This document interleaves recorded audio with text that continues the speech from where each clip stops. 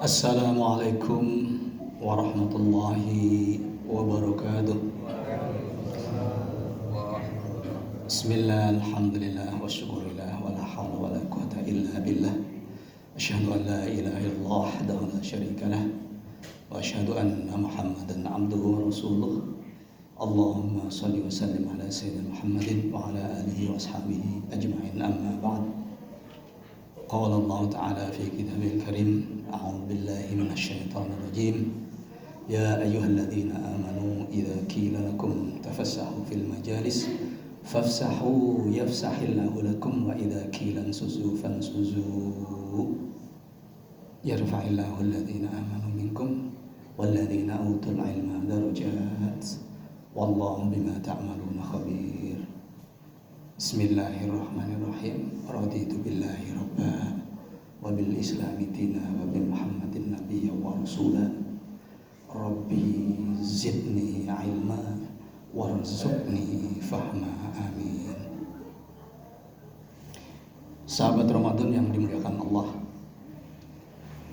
marilah senantiasa kita memanjatkan puja dan puji syukur kepada Allah Subhanahu wa taala yang secara terus-menerus masih memberikan rahmat dan nikmat kepada kita. Di antaranya adalah nikmat iman dan Islam, nikmat kuat, sehat dan sempat. Tanpa nikmat-nikmat tersebut kita dapatkan, tentu kita tidak bisa berbuat apa-apa. Sahabat Ramadan yang dimuliakan Allah, salawat dan salam senantiasa kita sanjungkan kepada baginda Rasulullah SAW yang membawa Al-Quran, yang memberi petunjuk, yang memberi pendidikan, yang memberikan gogel kehidupan bagi kita semuanya. Manakala kita taat dan tunduk kepada Al-Quran, kepada sunnah Rasul, kepada contoh-contoh Rasul, insya Allah kita akan digolongkan pada orang-orang yang akan mendapatkan pertolongan, insya Allah. Amin ya rabbal alamin. Sahabat Ramadan yang dimuliakan Allah, pada kesempatan kali ini kami akan menyampaikan sebuah topik tentang penyesalan. Semua orang pasti akan mengalami penyesalan. Semua orang pasti pernah menyesal. Di antara penyesalan yang dialami adalah penyesalan terhadap perbuatan-perbuatan yang negatif, perbuatan-perbuatan yang buruk, dan perbuatan-perbuatan yang cenderung mendatangkan laknat atau dosa dari Allah Subhanahu wa taala. Ada beberapa banyak golongan yang akan mendapatkan penyesalan atau mengalami penyesalan, baik di dunia, baik di alam kubur, maupun di alam akhirat. Sekali lagi, ada orang-orang yang akan mengalami penyesalan itu ketika di dunia, ketika masih hidup. Dan ada orang yang mengalami penyesalan ketika sudah mati, ketika sudah berada di alam kubur. Dan kelak ada yang mengalami penyesalan ketika sudah di akhirat. Sahabat Ramadan yang dimuliakan Allah, pada kesempatan kali ini saya hanya membahas satu hal, yaitu penyesalan yang dialami atau penyesalan yang terjadi ketika di dunia. Siapa-siapa sajakah orang yang akan mengalami penyesalan? Siapa-siapa sajakah orang yang pernah mengalami penyesalan di dunia ini ketika hidup ini? Kapan dia mengalami penyesalan-penyesalan itu? Apakah penyesalan itu langsung segera disadari, atau penyesalan itu terjadi belakangan setelah beberapa hari, beberapa waktu kejadian, setelah perbuatan itu dilakukan? Ataukah ada orang yang menyesal sebelum perbuatan itu dilakukan? Jawaban itu ada pada diri bapak-bapak, Bapak, Ibu, adik-adik sekalian.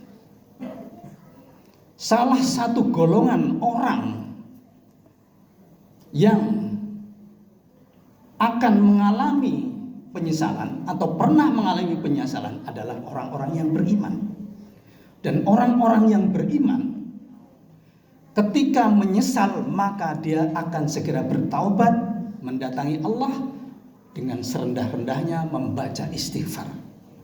Beristighfar tidak cukup sekali, tidak hanya sekali, tetapi harus diterus lakukan, harus terus diucapkan, harus terus dilafalkan, dan harus ditanamkan di dalam hati. Dan taubatan nasuha, besok lusa tidak melakukan lagi, besok tidak berbuat lagi, dan jangan sampai berbuat lagi. Dan Allah insya Allah akan menerima taubatnya. Itulah salah satu kelebihan orang yang beriman. Ketika mendapatkan perbuatan yang salah, atau tahu salah, atau sadar salah, dan kemudian akan segera bertobat dan tidak melakukan perbuatan itu atau perbuatan yang sama lagi. Tetapi ada golongan, ada kelompok-kelompok, ada orang-orang yang tidak pernah menyesal di dunia, terutama ketika melakukan perbuatan-perbuatan yang salah, menentang Allah, menentang agama Allah, menentang Rasulullah. Siapakah dia? Sahabat Ramadan yang dimuliakan Allah, dia adalah orang kafir. Dia adalah orang kafir. Sekali lagi, dia adalah orang kafir. Kelompok orang-orang kafir tidak pernah menyesal atas perbuatannya mengingkari kenabian Allah. Saya ulang, kenabian Rasulullah. Saya ulang, kenabian Nabi Muhammad sebagai Rasulullah dan keesaan Allah. Saya ulangi lagi, mereka tidak pernah menyesal menentang Allah, tidak pernah menyesal mengingkari Nabi Muhammad sebagai Rasulullah. Dan menarik, contoh-contoh yang disampaikan di dalam kitab suci Al-Quran, justru orang-orang yang disebut kafir di dalam Al-Quran adalah orang-orang dekat Rasulullah. Sangat dekat. Dekat secara geografis karena bertetangga, tetapi juga dekat secara nasab karena dia masih saudara Rasulullah. Siapakah dia? Saya beri contoh dua saja. Yang laki-laki namanya Abu Uzza, yang perempuan namanya Ummu Jamil. Saya ulang, yang laki-laki namanya Abu Uzza, yang perempuan namanya Ummu Jamil.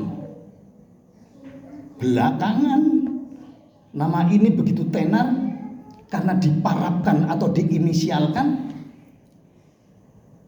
dalam kitab suci Al-Quran dan cukup populer, sehingga kemudian dijadikan nama samaran itu menjadi nama surat dalam kitab suci Al-Quran. Sahabat Ramadan yang dimuliakan Allah, Abu Uzza itu paman Rasulullah. Ummu Jamil itu tantenya Rasulullah. Bahkan tidak hanya Abu Uzza, tidak hanya Ummu Jamil, anak-anaknya yang 6 itu, 3 perempuan, 3 laki-laki, juga memusuhi Rasulullah. Bagaimana cara mereka memusuhi Rasulullah? Bagaimana cara dia memusuhi Islam, memusuhi Tuhan, memusuhi Allah, memusuhi agama Islam? Upaya-upaya atau modus-modus yang dilakukan oleh Abu Uzza, yang dilakukan oleh Ummu Jamil tidak hanya secara bergerilya, tetapi dilakukan secara terang-terangan, bahkan mengajak orang lain untuk mengganggu dakwah Rasulullah, untuk mencederai Rasulullah, bahkan tidak segan-segan membunuh Rasulullah, mengancam nyawa Rasulullah. Suatu ketika Rasulullah itu didatangi oleh Ummu Jamil. Ummu Jamil membawa batu dan akan menimpakan batu yang besar itu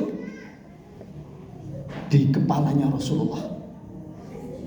Tapi lagi-lagi dan lagi-lagi Nabi Muhammad masih selamat karena dilindungi, diamankan oleh Allah Subhanahu wa taala.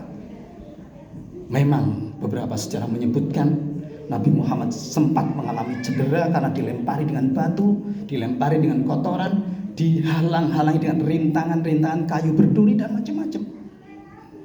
Tapi Nabi Muhammad selalu bersabar. Saking bersabarnya Nabi Muhammad SAW,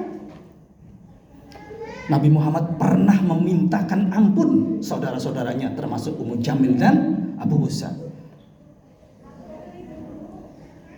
Seperti di surat At-Taubah ayat yang ke-80. Istaghfir lahum aw la tastaghfir lahum in tastaghfir lahum fastaghfirullah. 4 kali menyebutkan kata istighfar, kata pengampunan di dalam Quran. At-Taubah 100. Saya ulang, At-Taubah nomor 80. Kata Rasulullah, saya ulang, kata Allah atau firman Allah tersebut mengandung arti sama saja kamu memintakan ampun mereka itu, orang kafir itu, saudara-saudaramu itu, atau tidak memintakan ampun kepadaku, kata Allah. Mereka tidak akan saya ampuni meskipun kamu meminta ampun sab'ina marratan, 70 kali ampunan, permohonan ampunanmu tetap tidak akan saya ampuni. Itu pernyataan Allah, itu firman Allah yang mengingatkan kepada Rasulullah agar tidak perlu memintakan ampunan kepada orang-orang kafir, hatta saudara-saudaranya Nabi Muhammad sendiri.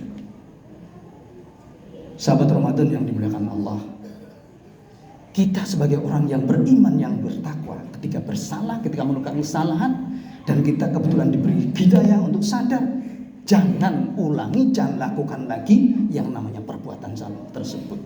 Baik itu kesalahan yang disengaja ataupun kesalahan yang tidak sengaja. Untuk itu pada kesempatan hari ini, Ramadan kali ini adalah tempat, adalah kawah candi di muka untuk menggodok, membakar kesalahan-kesalahan kita dengan perbuatan-perbuatan yang baik, dengan amal-amal yang baik, dengan zikir-zikir, dengan baca Al-Quran, dengan sholat lail, dengan itikaf dan lain sebagainya, agar ampunan Allah datang untuk kita dan kelak kita akan selamat di yaumil qiyamah. Amin ya rabbal alamin. Saya kira itu saja dari saya. Saya mohon maaf. Billahi hidayah wa taufiq wal afu minkum. Wassalamualaikum warahmatullahi wabarakatuh.